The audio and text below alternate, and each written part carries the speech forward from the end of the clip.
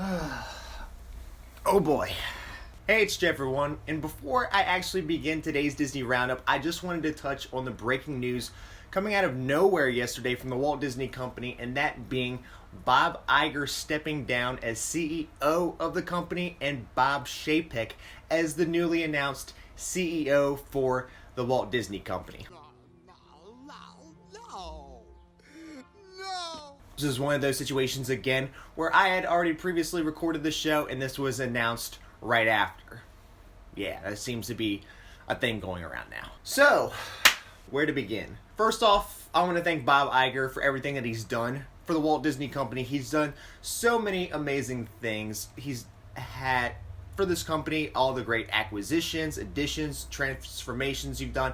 Walt would be proud of you, Mr. Iger, so thank you so much for that. Now for Iger, he still remain with the Walt Disney Company as his contract with them runs into 2021, and he will still remain head of the board. But apparently he's just stepping down now to prepare Chapek once he's gone for good, which I can respect, and why I've always really liked Bob Iger.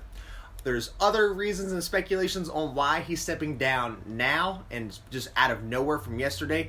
One being that he wants to run for president, and Bob Iger's made this known before, but I'm not sure of all the ins and outs of it, but I think it's a little too late for that this year, but you never know. Other reasons is that the stock just took one of its biggest dips in its history, and I will include that here of a day and a week of how low it's dropped.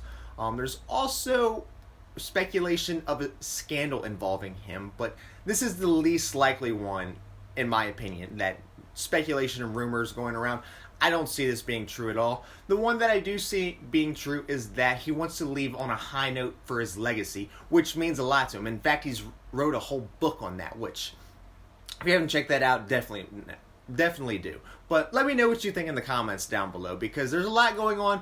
I think the big one, too, is that everybody thinks he's going to run for president. But yeah, let me know what you think in the comments down below. But yesterday, following the news, Iger and Chapek had an interview where they discussed the matter on CNBC. I'll leave a link to that in the description if you're interested in checking that out as well. But as for Chapek, I'm not a fan of the guy. I was in awe when I first heard the news. I didn't believe it at first. I still really don't want to believe the news, but I'm going to let this breathe out a little bit because it's just fresh right from yesterday. I'm going to give it some time before I go through my full thoughts and opinions of Bob Chapek being the new CEO of the company, but I will be sure to cover that next week and in future Disney Roundups. As for right now, let's hope for some great, big, beautiful tomorrows, because I think we're going to need them. But anyways, thank you all for tuning in for this. I just wanted to make sure I got this out for this week so you all were aware. But anyways, back to the show. Coming up on today's Disney Roundup, Regal Smokehouse is officially open at EPCOT. The Mickey Shorts Theater will open next week alongside Mickey and Minnie's Runaway Railway, and Mando and Baby Yoda look to be the next characters to arrive on Batuu at Star Wars Galaxy's Edge. I have all that and more coming up right here on the DRU.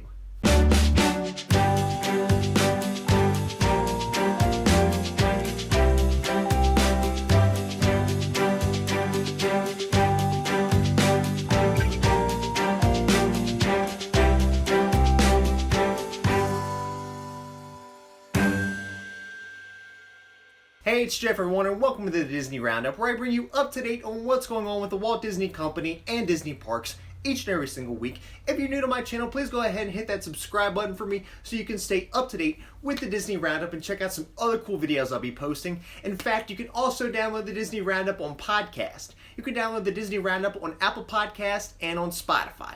And for those listening to the Disney Roundup on podcast, don't forget to check out and subscribe to my YouTube channel. Hey, it's Jeff. And this week's Disney Roundup is going to be a little bit different because I have no company or outside the parks news, so it's going to be all parks news to be reported on this week. And starting off, it's finally opened. The Regal Smokehouse has finally opened over at EPCOT. Last week on the Disney Roundup, I was talking on how the Regal Smokehouse has not opened yet, but it just so happened that that following night, after me recording my Disney Roundup episode, they announced that it was going to open the next day. So, yeah, of course, that happened. But I'm so glad it finally opened. I can't wait to check out the Regal Eagle Smokehouse, because I've heard, seen, and I've read that it's fantastic. And that's why I can't wait, because I was looking forward to it so much beforehand. But yes. And taking a glance over at the Regal Eagle Smokehouse now, the menu for it consists of, they have an American platter, they have a Memphis dry rub pork ribs, they have Kansas City smoked half chickens, barbecue burgers, sliced Texas beef brisket sandwich, North Carolina chopped smoked pork butt platter, they have a power green salad, a South Carolina smoked sausage sandwich,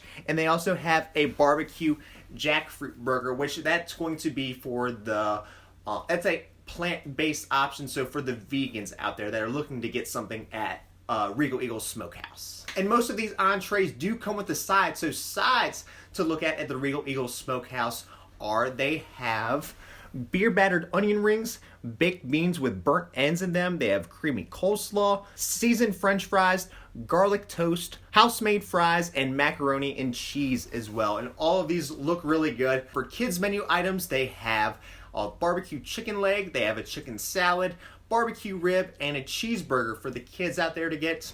Desserts that they are serving currently, they have banana pudding, a fresh watermelon cup, and a s'mores brownie as well. And also at the Regal Eagle Smokehouse, they have a full allergy-friendly menu, which I will include with a link to the full menu in the description down below. But allergy-friendly wise, they're pretty much just adjusting all their menu items. But if you're if you need gluten-free, or if you need soy-free, milk-free, all of that, it'll be in the link in the description. You just have to scroll almost, I think it's at the bottom of the page to check that out. But also at the Regal Eagle Smokehouse, because they also, besides barbecue, specialize in craft drafts and brews, they also have a walk-up bar menu. So if you don't want to eat there, you can go walk up and purchase a alcoholic beverage there as well. And their walk-up bar menu consists of a variety of beers and wine you can all get from there.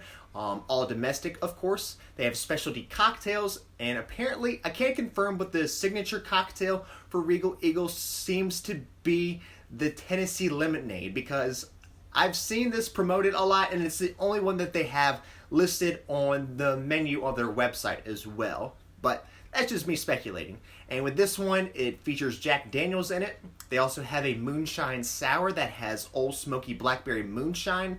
They have a Texas Mule that features Tito's Handmade Vodka, a frozen mint julep that has Jim Beam Black Extra Aged Bourbon, and a frozen classic strawberry daiquiri, and this has Thomas 2 rum in this. I've never heard of Thomas 2 rum. I hope I pronounced that right. But also with the Regal Eagle Smokehouse, mobile ordering is offered here and started opening day. And if you're going to eat there around popular times, like if you're heading around there around noon to eat at lunchtime, or maybe like 6 or 7 for dinner, I would probably highly recommend using mobile ordering now, just because it's brand new. There's going to be a lot of people in there, and mobile ordering will just make your life a lot easier as well. But the Regal Eagle Smokehouse also accepts dining plans. For the 2020 Disney dining plans, they accept the deluxe dining plan, quick service dining plan, and the Disney dining plan itself.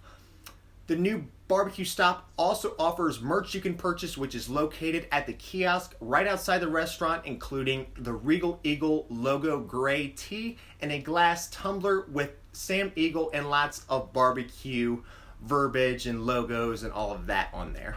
But like I've previously mentioned, and I'll leave links in the description down below, like I've mentioned, to the menu for the Regal Eagle Smokehouse. But I'm so excited to eat here, and I really don't know why, because it's barbecue, but I'm a big fan of barbecue, and this looks like legit good smoked barbecue, which I haven't had at Walt Disney World. So I'm excited to try this out, but I'm also a little nervous now for Woody's Roundup Barbecue, which is supposed to be coming to Toy Story Land sometime this year, because now that has some expectations to meet. But let me know what you think on the comments down below.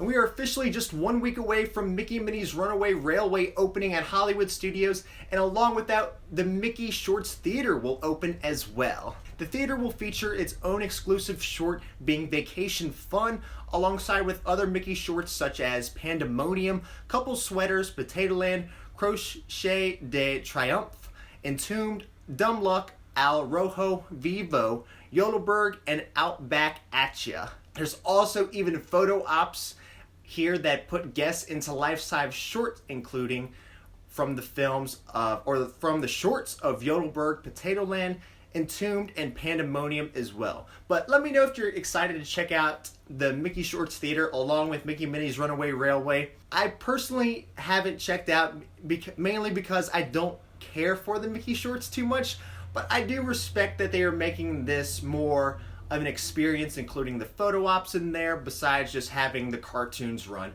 over and over again. But yes, let me know what you think in the comments down below. And next week at EPCOT, we make the transition from Festival of the Arts to Flower and Garden Festival. Flower and Garden starts March 4th and runs all the way up until June 1st of 2020 this year. Topiaries for this year's festival have already been added to the park, and some look really nice. I know there's been some nice refurbishments with the Peter Pan ones, and those look really cool.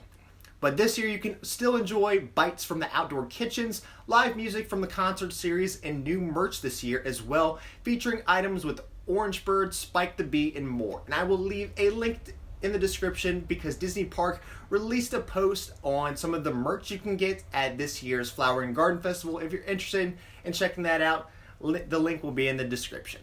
And a quick note I want to make is that tickets for this year's Mickey's Not So Scary Halloween Party are already on sale. Tickets officially went on sale Tuesday, February 25th and start at $85 and go all the way up into $149 if you're going on Halloween night. The party starts earlier than it ever has this year as well, beginning August 13th and running on select nights all the way to November 1st. And I will leave a link in the description for if you're interested in buying tickets. So I will leave a link in the description for you to check that out. And if you're planning on going opening night, so if you want to go August 13th, or if you're planning on going Halloween night, it's probably better that you get your tickets now because those nights usually for sure will sell out. But I also last year made a guide video of how to have a successful night at Mickey's Not So Scary Halloween Party, and I will leave a link to that in the description down below for you to check out as well. It gives you all the tips and tricks that you need to go into the party and to have a successful night and make the most out of your time there. So everyone that's visited Black Spire Outpost at Star Wars Galaxy's Edge can appreciate everything that it has to offer, the over-the-top Imagineering, Rise of the Resistance, and more. But something I've always thought that the land lacked in was character meet and greets. Luckily now it looks like more are on the way, with the hottest characters from Star Wars universe currently being Mando and the Child from the Mandolorian. Accordingly, from Paul Southern, Vice President of Lucasfilm, meeting Mando on Batuu can be expected in the very near future, with the possibility of an animatronic of the Child being with him. Now, I don't do a lot of character meet and greets and photo ops, but yeah, if I'm at the parks while this is announced, I'm prepared to get up at 4 a.m. bright and early in the morning, just like I did for Rise of the Resistance, to have a meet and greet with Mando and the Child, because this sounds amazing. I'm not even kidding. I would definitely get up rise early for this. This is awesome because I've never been drawn to Star Wars characters like this. I think Mando, his character is amazing. Being able to get a picture with him sounds cool. And the Child, they have to have the Child there in some form if they bring Mando along. I hope they do have, if they have a photo op area where you can go in and meet Mando, I hope they do have like a little small Child animatronic there as well. Even if it's not him walking around, but maybe like in his carrier that he has throughout the first season. I think that would be awesome. I really like the idea too of Mando being a walk-around character, kind of like with Chewie, Rey, and the Stormtroopers. I think that would be really cool. I think it would be awesome if he was like one of those characters that cast members react to, kind of like with the stormtroopers. So if he would go into like Ronto Roasters or the cantina and all the cast members just freeze up and stop what they're doing like right then when he walks in, I think that would be really cool and a really nice touch to Galaxy's Edge. Alright everyone, well that's all I have for you for this week's episode of the Disney Roundup. If you enjoyed it, please make sure to hit that like button for me, and don't forget to subscribe to my channel to receive the Disney Roundup each and every single week. And just a reminder, you can download the Disney Roundup on podcast, you can download the Disney Roundup on Apple Podcasts, and on Spotify. Well that's all I have for you for this week, and until next time, we'll see you on the DRU.